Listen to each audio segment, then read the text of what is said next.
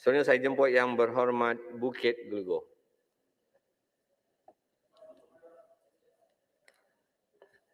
Terima kasih Tuan Speaker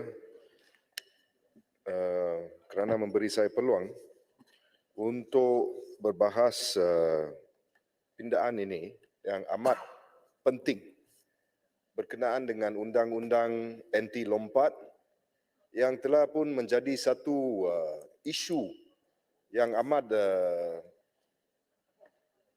which applies dalam negara ini sejak pilihan raya ataupun pilihan raya GE14 pada 2018. Kami di sini di Pakatan Harapan telah pun memenang pilihan raya tersebut, tetapi sejak 2018 terdapat 3 kerajaan in the federal government. Now, kita perlu, saya mengalu-alukan pindaan ini. It's a good step in the right direction dengan izin Tuan Speaker. Di Pulau Pinang, kita juga mempunyai anti-hopping law. Now, di Pulau Pinang juga terdapat satu insiden di mana terdapat isu lompat dan sebagainya, di mana di anti-hopping law di Pulau Pinang sekarang dibawa ke Mahkamah Persekutuan untuk diputuskan sama ada anti-hopping law Pulau Pinang tersebut adalah berperlembagaan atau tidak. Now, Tuan Speaker, apa ini bermaksud adalah sebelum keputusan ini ataupun pada masa ini, keputusan Mahkamah Persekutuan di dalam kes Nordin Saleh adalah terpakai, di mana diputuskan di sana bahawa the right to associate is a constitutional right and so is the right to, dengan izin Tuan Speaker, disassociate. Maksudnya, kata-kata boleh melompat. Itu dalam senang kata lah.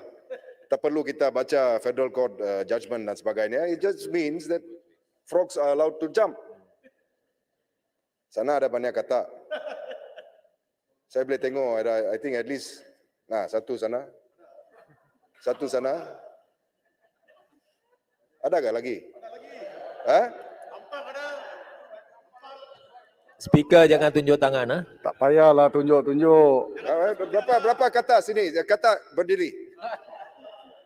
Berani berdiri atau tidak?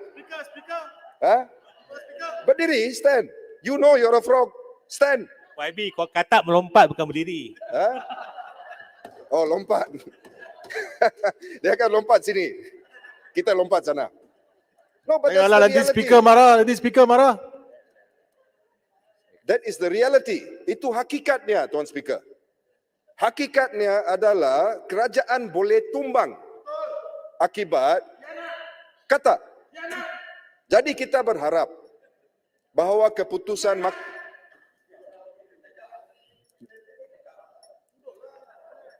kita berharap, Tuan Speaker. Ini penyokong kata. Kita berharap keputusan Mahkamah Persekutuan yang kita menunggu sekarang berkenaan dengan undang-undang anti-hopping di Pulau Pinang itu akan reverse ataupun memutuskan bahawa anti-hopping is indeed tidak berperlembagaan ataupun unconstitutional. Itu akan menjadi konsisten dengan pindaan di undang-undang ini. Pindaan undang-undang ini dialu-alukan. Saya mengucapkan terima kasih kepada semua yang berkenaan. I think we were also in the technical committee dulu. The committee comprising Dato' Sri, the Minister and so on. Kita mengalu-alukan. Tetapi kita juga perlu lihat dari segi sama ada ianya akan menangani masalah coalition hopping. Coalition hopping itu tidak ditangani oleh undang-undang ini. Terima kasih Tasik Gelugor, Bukit Gelugor dan terima kasih kepada Tuan Speaker. Saya setuju dengan Bukit Gelugor bahawa lompat politik, kata politik dan sebagainya, ini adalah satu perkara yang salah, jahat dan patut dikeji.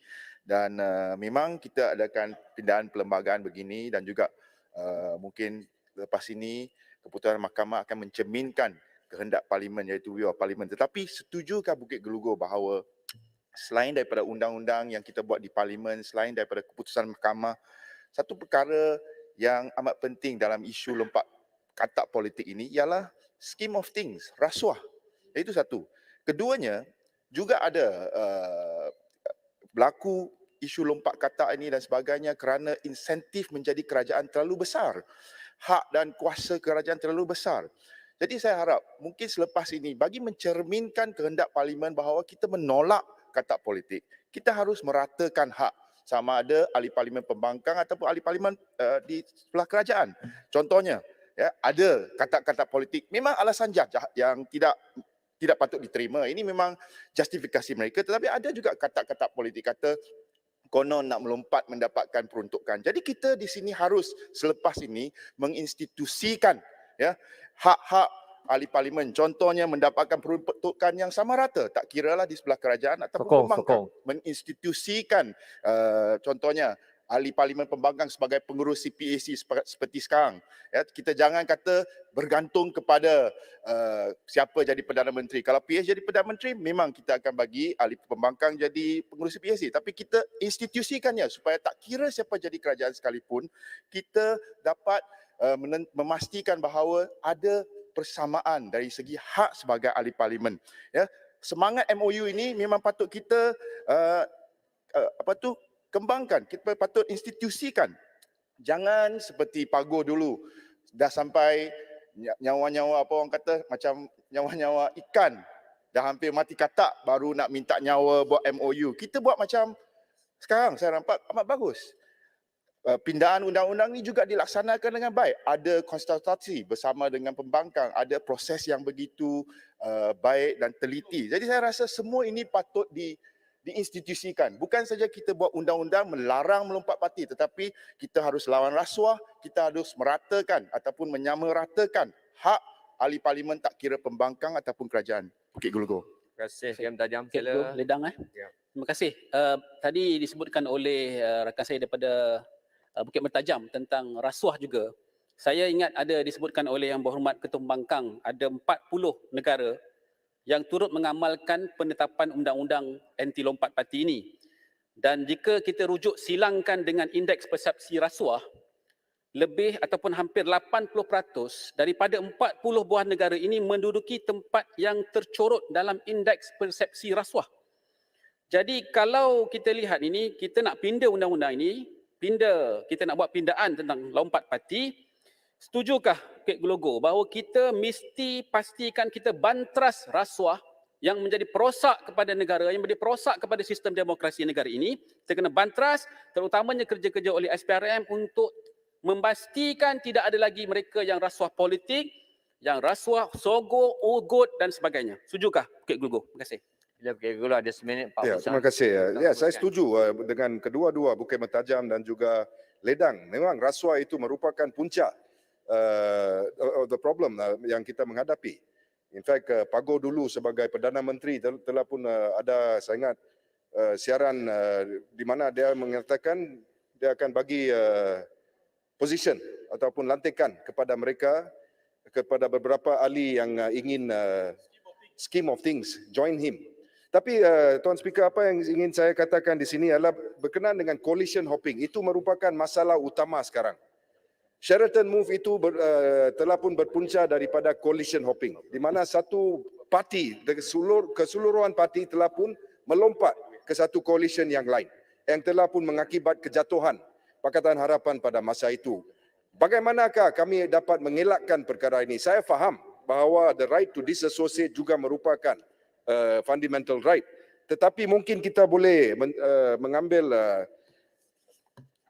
petua daripada contoh di India, di mana di India terdapat undang-undang di sana di mana sekiranya 2/3 ataupun at least 2/3 daripada ahli-ahli daripada sebuah parti melompat, maka ianya tidak merupakan hopping. Tetapi kalau kurang daripada 2/3 ahli melompat, itu akan menjadi party hopping. Ini akan discourage dengan izin Tuan Speaker, mereka coalitions from hopping entirely to a different party.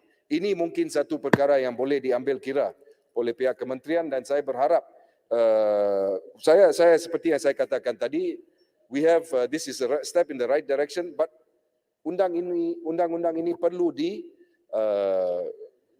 improve ataupun dibaiki untuk mengelakkan ataupun outlaw coalition hopping. Terima kasih Tuan Speaker. Terima kasih Yang Berhormat Bukit Gulgul. Yang Berhormat, untuk kita mencapai pukul 4 ada lebih kurang 7